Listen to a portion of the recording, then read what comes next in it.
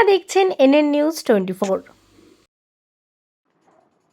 গতকাল কেন্দ্রীয় স্বরাষ্ট্রমন্ত্রী অমিত শাহকে পাশে নিয়ে ভবানীপুর বিধানসভা কেন্দ্রের বিজেপি মনোনীত প্রার্থী শুভেন্দু অধিকারী তার মনোনয়নপত্র জমা দিলেন। সাথে বিজেপির রাজ্য সভাপতি শ্রমিক ভট্টাচার্য তিনিও উপস্থিত ছিলেন।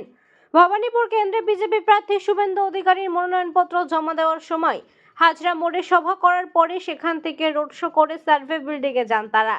শুভেন্দুর মনোনয়ন পর্বের কর্মসূচি সেরে অমিত শাহ দমদম বিমানবন্দর হয়ে অসমের উদ্দেশ্যে রওনা দেন। কলকাতা থেকে নির্জন নন্দের রিপোর্ট, এনএন নিউজ 24। স্যার এদিকে স্যার একবার থ্যাংক ইউ স্যার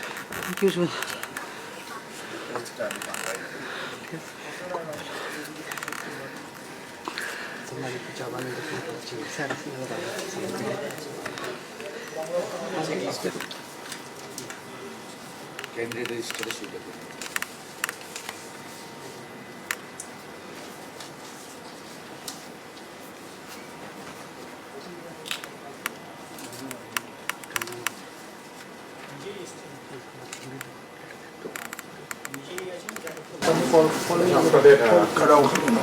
একটু 1+4 একটু মানে বাকিরা ঠিক আছে তো শুরু হয়েছে বা বাকিরা একটু।